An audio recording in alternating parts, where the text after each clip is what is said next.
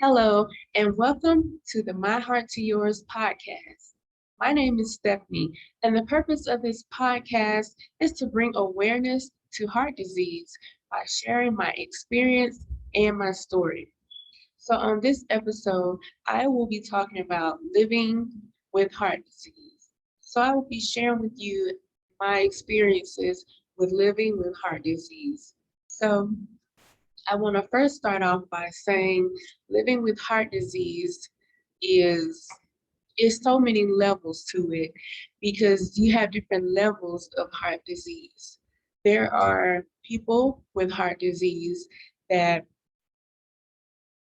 they have minor issues with their heart that don't really affect them in their everyday lives, and they can pretty much just go about their regular days without any type of issues. And then you have people with a little more serious issues that they have to go to the doctor more often or go see a cardiologist, which is a doctor who specializes in heart disease. Um, and then you have people who have more serious issues and they have to be seen more frequently. They have to have more procedures done. And then you have those who have like very serious heart disease where they like heart failure and they're awaiting transplants and things like that. So it's so many stages. And so if you're listening to this and you have heart disease or you know someone who have heart disease or you're a caregiver, you know exactly what I'm talking about because I'm pretty sure you've had to take whoever you're responsible for, you take them to the doctor, and it's just this. You see so many people there with different levels of issues. So back to me. So for me, living with disease, it has been an experience. It's been a real experience. And fortunately for me, been able to live a pretty okay, normal life with a few disadvantages and a few setbacks. But for the most part, it hasn't been that bad, but it has caused me to live a little bit more careful than most people would. So, yeah. And so I just want to express how heart disease is one of those illnesses that they call an invisible illness. And what I mean by that is it's one of those illnesses that you can't visibly see. So if you look at someone, you can't tell they have heart disease. It's kind of like having fibromyalgia, multiple sclerosis, cancer, or HIV and even AIDS. You look at a person and you can't really tell that they have an illness, but they are experiencing symptoms inside, but a lot of times you can't physically see them. On the other hand, you have people who have physical disabilities where you can visibly see them, as for someone might be paraplegic, they might be handicapped, they might be an amputee, they might be, so many illnesses that are visible. But heart disease, again, is one of those illnesses that you can't see. And, a lot of people don't understand because you can't see it and they don't understand it.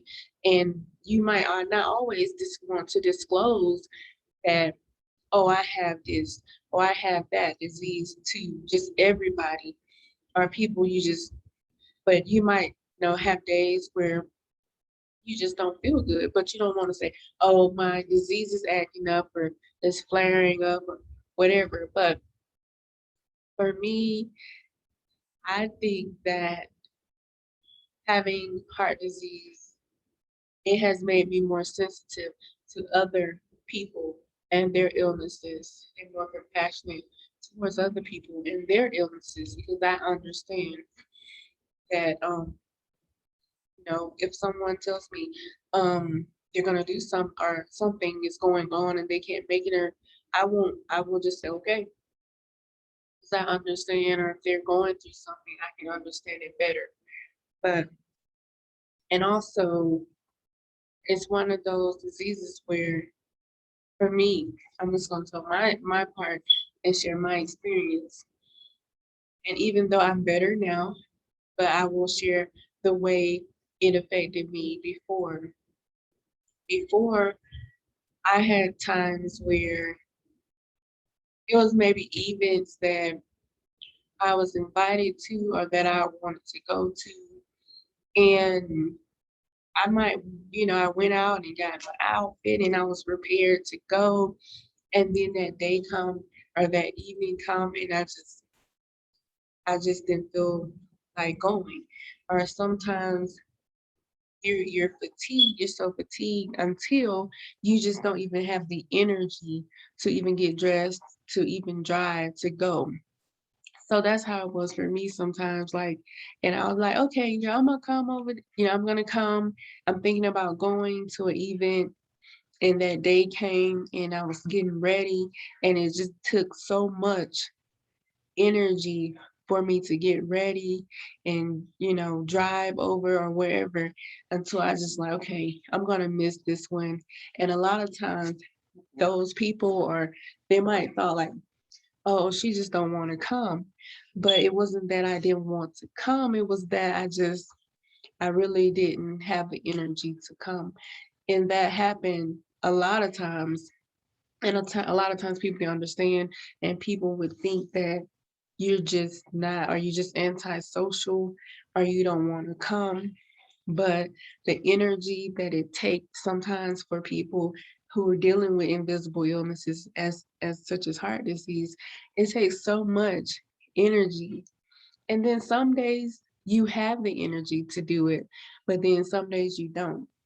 So that was an issue that I dealt with people and being invited to things and just have to just take a break and just not being able to. And then it really got to a point where I got tired of trying to defend my reasons for not showing up. You know, I would have to explain like, well, you know, and they were thinking that I was just not wanting to be there. But I got tired of trying to explain. So there were many times where I just didn't even include myself because I didn't want to let them down by not showing or saying I was going to come, but not feeling like coming.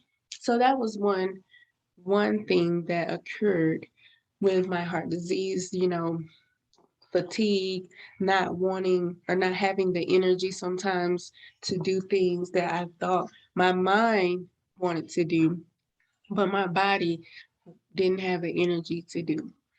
Also, another thing is when you have heart disease or something I deal with is being precautious, very precautious about the things that you do, the medicines you take, the things you drink, the things you eat. Is you're more precautious because you don't want it to interact with medications that you might take or foods you eat. You know, it might make your blood pressure high or too low. You know, it's just so many precautions that you have to think about with heart disease. For me, you know, I didn't want to eat something too sweet or chocolate, too much caffeine, because then you sometimes, if you have heart disease, you know that if you eat too much chocolate or too much caffeine, it's going to make your heart just get all excited and then it makes it beat fast. And then you have a whole nother issue going on. So, and a lot of people have issues with their arrhythmias. So you have to be careful. I had to be careful with caffeine. And another thing, like which I didn't have to deal with, was like drinking because I don't drink. But a lot of people have to be careful with drinking when you have heart disease because first of all, they say you have to do it It'll affect your medications. If you're on certain medications, you don't need to drink with it, or you're on blood thinners or anything like that, it'll affect your blood thinning mechanisms in your body. So that's another thing. And like energy drinks and like Red Bulls and all that, that's something that, you know, a person with heart disease probably would have a problem with dealing with or taking. So it's just so many precautions that you have to think about when you have heart disease, like fast food, greasy food, hot food, spicy, some of those things that will cause your heart to get off track or beat irregularly, and like a lot of grease. I don't know, some of you guys, if you're a heart disease patient or you have illnesses and you eat a lot of grease, a lot of fried food, sometimes it affects the way your heart beats. So it's just so many different things you have to be precautious of when you have heart disease. For food. And another thing, let's see, that I have to think about exercise. We all need to exercise, but when you have heart disease, and depending on what stage of your heart disease, you have to be aware of the type of exercise you're doing, not doing too much, not putting too much stress on your body, on your heart, knowing how much your heart can take. Um, like body, like weightlifting and all that, if you know that your heart is failing or your heart is weak, of course we know not to be lifting heavy weights, but like running, doing a lot of running and different things like that. A lot of times when you're at a stage where your heart is not pumping or not working like you would want it to be or efficient, it's a lot of exercises that you can't do, not because you don't want to do it, or but sometimes your body just won't even allow you to do exercises because you don't have the energy or the oxygen to do it. But a lot of times the doctor tell you or put you on exercise restrictions. So that's another thing that I had. And even coming in close to me having the surgery, I just didn't even push myself too much because I didn't want to cause myself to fall out or whatever. But a lot of times they put you on exercise restrictions.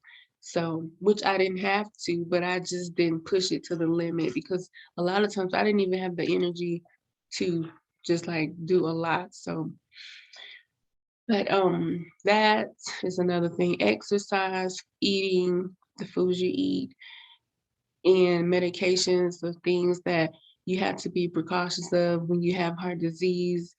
And let's see what else I deal with heart disease. And another thing, like I was saying, it's amazing how before living with heart disease for years and seeing how it affects your entire body. It has such an effect on your entire body. And there was so many things that I dealt with in my body, and I was like, why is this happening? I don't know what's causing these symptoms. And they seem like so unrelated to my heart.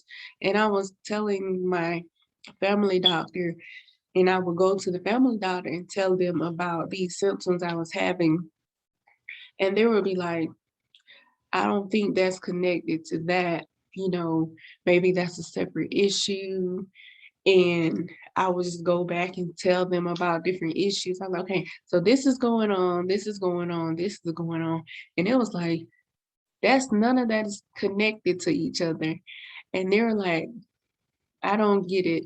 And so when I would go to my cardiologist and my specialist, and they were like, well, your body, your heart affects everything in your body. So when your heart is not pumping correctly, it is insufficient, it's going to affect all systems in your body.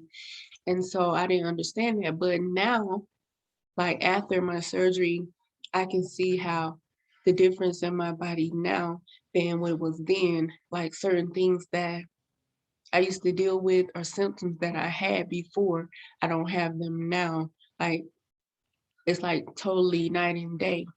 And so like for example, I'm gonna say like I had issues, stomach issues when like eating. When I would eat, I would get full quick, and I would tell my family doctor like, "Why am I every time I eat, I get full?" And I was thinking maybe it's something with my stomach, and they would do give me medicines for my stomach and different things, but nothing ever helped. Test, blood work, nothing helped. And so when I went to my cardiologist, my specialist, he was like, you know, that your heart could cause you to have issues with your stomach because it's not getting enough blood flow to help you digest your food. So I was like, okay. So after the surgery, I see that it does have an effect because I'm able to eat and I don't have some of those issues that I have. So yeah, that's one thing. Another thing that living with heart disease has caused, but it's so much, and I will be talking more about it on another episode. But heart disease for me, living with it, like I said, it's taught me a lot and it's been a challenge. But I'm so glad that I have had the procedure and got better, and I'm just thankful. And I'm gonna end this episode with that, but I will probably come back and talk a little bit more about living with heart disease and get more in depth with it. But I'm gonna stop it right there. I thank you so much for listening to this episode, My Heart to Yours. This is Stephanie, and until next time,